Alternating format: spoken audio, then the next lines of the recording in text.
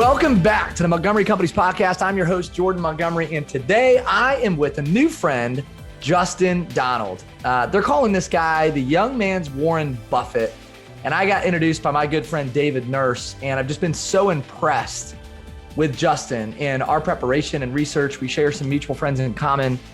This guy's not just impressive in terms of his intellect and his giftedness, but also his heart and the way that he serves. I want to tell you a little bit about Justin before we dive into conversation.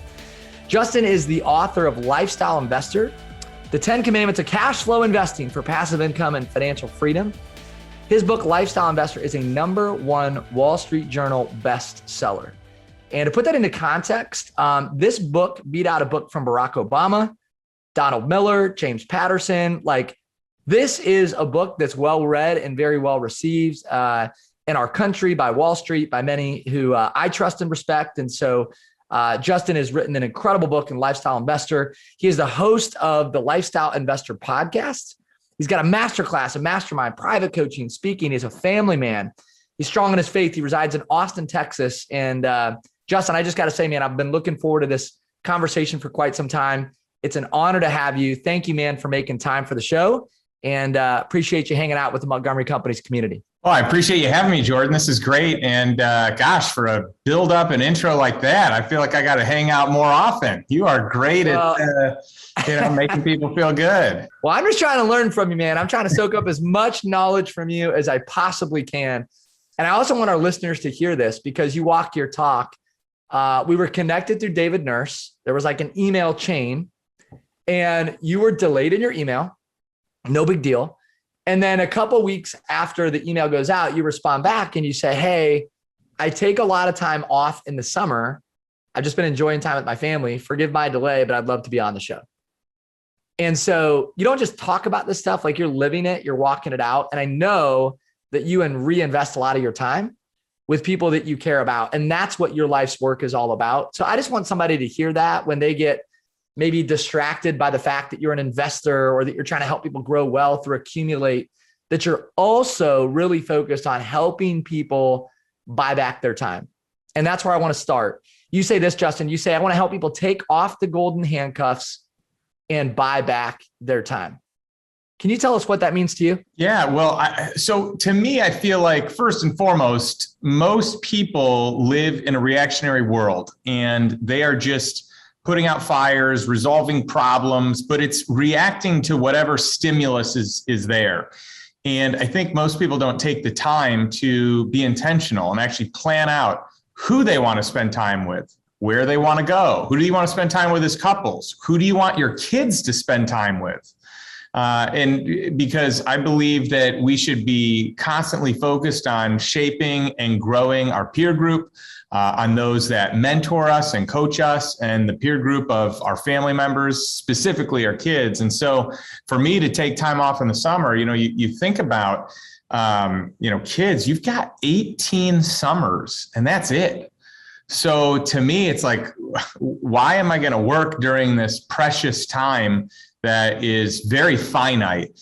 And so that really is kind of like the genesis of the Lifestyle Investor brand itself. The first word is intentionally not investor. The first word is lifestyle. And it's because I really want to focus on my lifestyle and my values. And I want to encourage and empower other people to do that too. And I think that so often people find themselves 10, 20 years down the road in a job that they don't like or running a business that they don't like. And it's hard to leave the thing for the unknown when you've become accustomed to a certain lifestyle that's comfortable, it's nice, it's predictable, there's routine in all of it. So it's hard to break that. And especially when you become a high income earner. Well, then it's like your mind plays these tricks on you and says, well, it's probably not going to be better over there. Like if you leave this is the good thing. So you probably shouldn't try anything else, because what if you only make half as much? And for most people, they have built an expense their lifestyle expense equals close to the income that they make. And so it's hard to leave. So that to me is, being locked in these golden handcuffs where maybe you have a good job. On paper, it looks nice. You have a prestigious title. You've been doing it for a long time. So there's some seniority. You make good pay. You've got, some perks, some bonuses coming up. There's always a bonus coming up. And companies are clever in the way that they structure this stuff. But I just wanted to be in a place where I wasn't doing things out of routine. I wasn't doing things for money. I really wanted to be in a place where I could live the life that I desire to live with the people I want to do life with and be in community with, and just really be intentional there. And I've just found that when you figure out how to make money and cover the expenses that you have, your choices become so much more plentiful. Jim Collins famously said in the book, Good to Great, that good is the enemy of great. And that's really the essence of your work, right? You're trying to help people give up what might be good to live a life that's great. And one of our good friends, Jeff Wood, said, I want to be a family man with a business, not a businessman with a family. And we could plug in a different word there if you're a woman who's listening. But the point is this, spend time, invest time with those that you love most. And that's the essence of your work. So you talk about this idea of a freedom vision, Justin. Talk to me about what it means to have a freedom vision. Like, can we riff on that a little bit? You bet. This is kind of like the foundationary part of figuring out what it is that you want. So it's funny, like during my time of coaching, and I don't do a whole lot of coaching these days, but I've coached a lot of people over the years. And it's funny when I say, what do you want in life? Or what's your ideal life? 9 times out of 10, people immediately say, well, I can tell you what I don't want. I don't want this. I don't like this. And they riff on all the stuff they don't want. They're so focused on the things they don't like.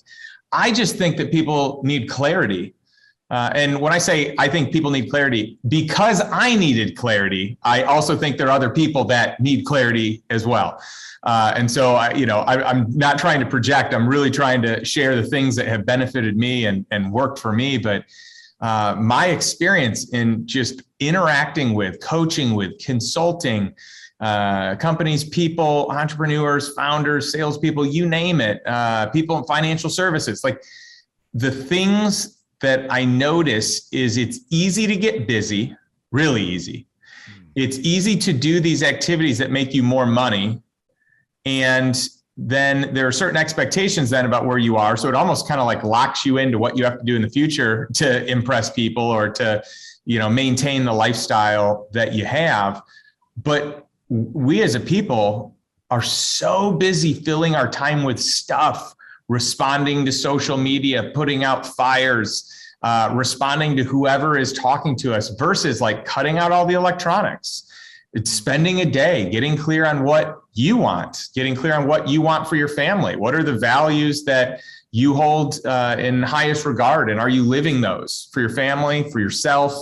What is it that you want long-term? Because the goal of the lifestyle investor is to empower people to live a killer life, whatever life that is, but on their terms, right? Not answering to someone else, but being able to make decisions out of strength, not weakness of needing to maintain a certain social status or a certain income or certain anything, but out of strength in that you don't have to do anything. You don't need a job. A lot of people leave their job and they start a business because they want freedom and autonomy and all this, except that the business eventually owns them. And they end up working more hours than they worked when they were in a job. But it's okay. It's justified because you're making more money in some cases. In some cases, not. You leave to work harder and you make less, in the world of startups. But let's say that you build this great business. Well, often most entrepreneurs have a hard time getting out of the way. They're the bottleneck to the business. Everything has to run through them. And it's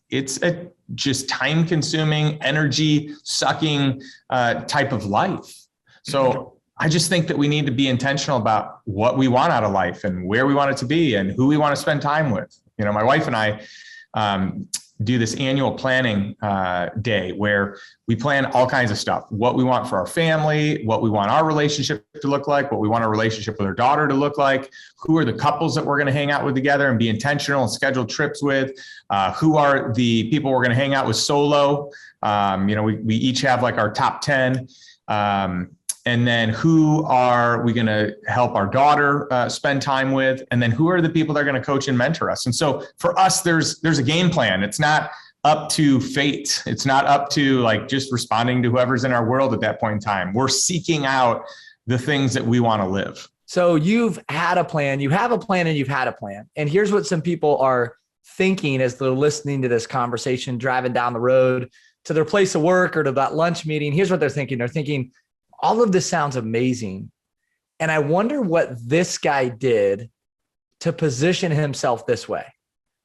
And so I know, because I've done the research and, I've gotten to know you by way of other relationships. And so I've heard about you and prepping for the show, but could you let our listeners know, what was your story, Justin? What are the decisions that you made? And then how did you get to the place where you're at today? Yeah, it's a great question, Jordan. And the reality is, it's not going to happen overnight for most people. Most people don't have some big exit and boom, they're just set.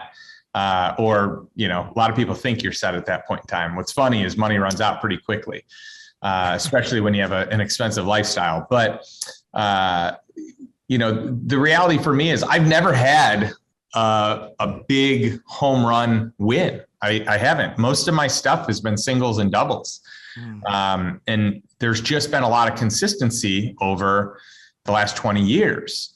So I didn't have this big liquidity event where I had millions of dollars. That would be cool. I know a lot of my clients are that way. A lot of people in my mastermind have that. I love it. I think it's cool.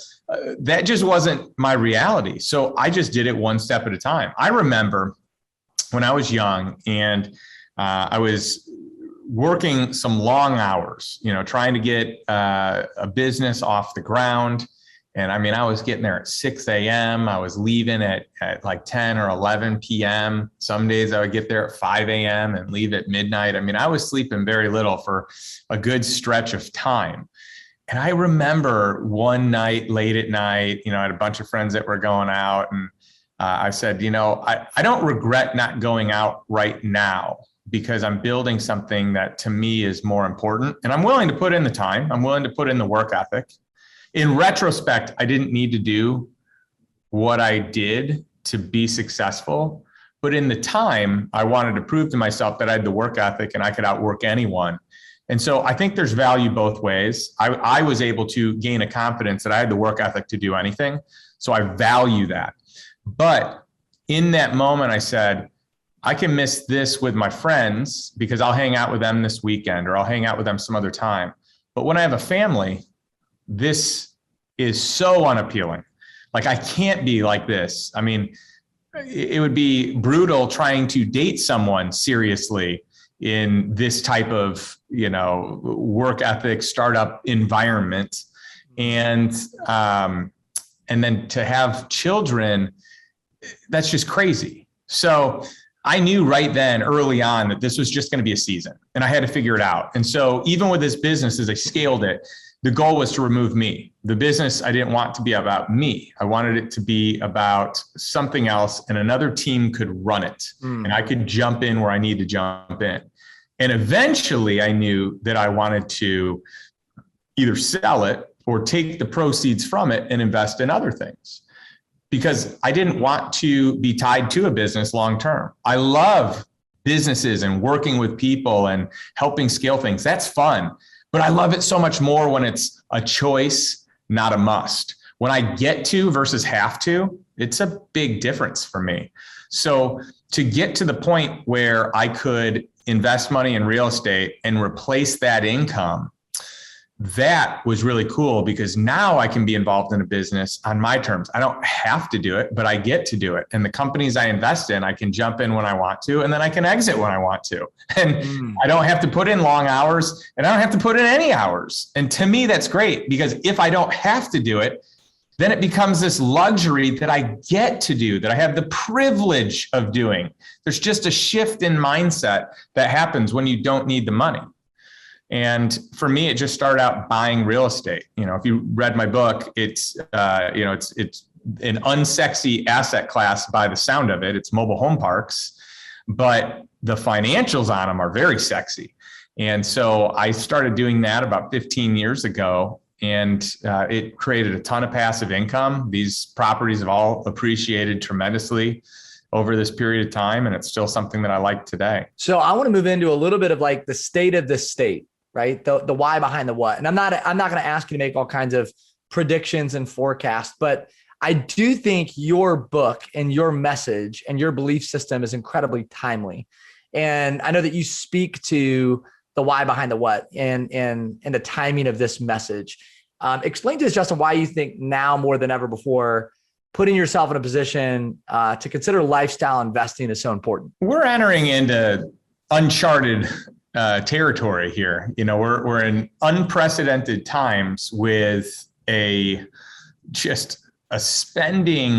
this spending frenzy like we've never seen before. People were outraged at one point in time when, there was, the government was spending $1 trillion. Like that was unheard of. It's crazy. And now we're approving stimulus packages for, $4 trillion and different, an infrastructure bill and a this and a that. I mean, $10 trillion, over $10 trillion. In the last year, this is unheard of. And so to me, we're in just a crazy time because we've got money being printed like it's never been printed before. I mean, this dwarfs what happened back in 2008.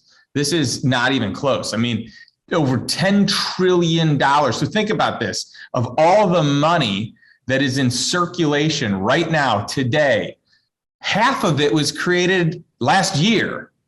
In about a year's period of time, half of the money that is out there is just new. It's just printed. And technically it's not printed. It's just added to ledgers and given to these banks where they can, lend it out and make more money. And the reality is like monetary supply expands. I mean, so people that don't understand inflation, it always cracks me up, and when these pundits are like, oh yeah, there's inflation and there's just a little bit. Inflation's easy. If you print more money, the money becomes worth less. Prices go up. That is inflation. So anyone who says that inflation isn't happening or isn't happening at a high clip is crazy. If we just printed the most money we've ever printed in the history of the world, and it is much higher than the 2 to 3% that they projected and say that it is. I mean, it's more in the 5 to 10% realm, and that's going to show up at some point. People are going to realize this. The reality is, the money that you have, if you're just saving it, if you're not getting a return, if you're not getting better than 10% return on your money, you're probably losing money. Maybe, 9% when you account for fees and taxes and inflation and everything else. So that's something to think about and something to consider, but there's a way to combat it. And that's in finding other assets, other investments where the upside's great, but it doesn't have to be super risky. A lot of the best deals I've ever done have not been risky, but maybe if you don't have an education around it, if you haven't spent time, it might sound risky. And at the end of the day, I think buying assets is smart. You buy assets that appreciate in value. They appreciate in tandem with the money being printed, right? So that's one way to hedge a devaluing dollar, a deflating dollar, right? A dollar that every day you hold it is worth less and less and less. That's a really good way. And what if that asset can provide cash flow to live on today as well? So now it's growing at the rate that money's being printed or fabricated, right? And then if you've got cash flow to cover your expenses, well, now you're buying your time back. And that is the greatest treasure, is getting your time to be able to do whatever it is that you want to do. And for everyone, it's different. And whoever you want to spend your time with, and that's different for everyone. And so having like a blueprint and a map towards that, I think is just invaluable. All right, we're going to do quick hits here. Can we do that? Quick hits. Yeah. Justin Donald's favorite quote. Your favorite quote. Go. That we're doing now what others won't. So in the future, we can do what others can't. But I cannot assign the who of that. That's all right. You don't have, hey, this is your episode, man. So maybe it's, I don't know who that was, but we'll look it up later. But for right now, it's Justin Donald. Your favorite book, besides your own, besides Lifestyle Investing, favorite book? I don't read a lot of fiction these days. So I'm so much into like educating myself. I love Naval Ravikant's new book, the Almanac of Naval Ravikant. I think that is really a unique look on time and your resources. Love it. And we're going to leave the audience with this, and then I'm going to brag on you for a second before I let you go. What advice, any last pieces of advice that you want to give to our listeners? And it could be about this topic of, lifestyle investing or otherwise, right? What advice would you want to leave our listeners with? Well, one of the things I say at the end of each of my podcast episodes is to take some form of action today, whatever it is. It might be a small step, but take some step towards a life by design, not a life by default. And I would just encourage you to take action on whatever that is. Like what's the step you can take today to get closer to financial freedom? And that's it. And I would also say, like, your peer group and your coaches and your mentors are as influential, if not more influential, than anything else that you probably do. Well, this is the part of our podcast, the part of today's episode where I want our listeners to pause, to stop listening and to go follow. So hit pause, go follow Justin Donald. You'll be glad that you did. Go order the book, Lifestyle Investor. You'll be glad that you did, and lean into Justin's content. Justin, I know that you have a mastermind, you have a master class, you do private coaching for a very select group of people. And as I understand it right now, there's a wait list for your private coaching. And obviously you're working on some other big projects, but where can people find you today? If they want to find you, if they want to lean into some of the work that you're doing and your content, where do they go to find you? Yeah. So my main website is justindonald.com. And you can really find anything on there that you want. For your audience, though, I wanted to give them an opportunity to get a free book. They just have to pay for the shipping. So if they go to lifestyleinvestorbook.com, there'll be an opportunity to get a free book, some other, free bonus stuff as well. And then all the proceeds of the book go to charity. They go to an organization called Love Justice International, which is an organization that stops human trafficking. They're in 17 countries around the world and continuously expanding. But last month they rescued over 500 children, which is exciting and so sad in the same breath that it's that rampant. And by the way, it's that rampant in the US as well. So that to me is like a great opportunity. My book, to me, I want it to mean something from an education standpoint, but then also I want the profits, the money, the dollars to do something as well. So that's a great starting point. But my podcast is on my main website, justindonald.com. I've got an online course, a master class. And those are kind of like the introductory stages. And then there is a mastermind that is application based, and there's a wait list for that right now. But we have openings that do happen periodically. And then the private coaching, the wait list is pretty long at this point, and I'm only coaching 4 people a year, and it's a pretty significant commitment. So, well, Justin, I just want to say thank you for being you. Thanks for the good news that you're putting out into the world. And to me, your life's work is defined this way in this statement and this original quote from Justin Donald. It really should be about lifestyle first, not profit. And your heart behind your work shines through. I love, man, that the proceeds are going to charity. That you're walking your talk, that you don't respond to every email. I love that there was a 2-week delay and you just acknowledge the fact that, hey, Jordan, there are other people in my life that are more important than you. And I was busy investing in those people. So sorry I didn't get back to you for 2 weeks. We need more of that in the world, and not just in the world, but in the business community. in the community where people are investing and they're affluent. They've been trusted with great resources. And so you're just a shining light in that space for so many people. And again, I just wanted to say thanks for your heart. Thanks for stewardship. Thanks for being an example for so many other people. So for our listeners, go follow Justin Donald. Check this guy out. Trade your money for time. Too many people are trading time for money. And gosh, we got to take off the golden handcuffs to buy back our time. Support your family. Love on the people that are closest to you. And don't be a slave to your work. Justin, thanks for being with us, man. Appreciate you. Look forward to following your journey for many years to come. Thanks, Jordan. I appreciate you having me. And I've just had so much fun. You ask great questions. You're super engaging. You're high energy. And I just love what you're doing with your show. And I appreciate the time. Thanks, brother. Be well. Catch you soon. You've listened to another episode of the Montgomery Companies podcast. I'm your host, Jordan Montgomery. And I just want to say from the bottom of my heart, thank you for tuning in today. I know that you could be listening to other podcasts, that you could be spending your time in a different way, and it just means a lot that you would tune into our show and spend some time in the Montgomery Companies community. If you would like, rate, review, or share this podcast with other people, that would be fantastic. It helps us increase the exposure and the visibility in an effort to move our mission of impact forward. I also want to give a shout out to James Roth and John Choate of Storyline Multimedia for all the work that they do behind the scenes to put these shows together and to produce these shows for our audience. I trust that you'll have a fantastic day. Be well, be great, and we'll catch you next time.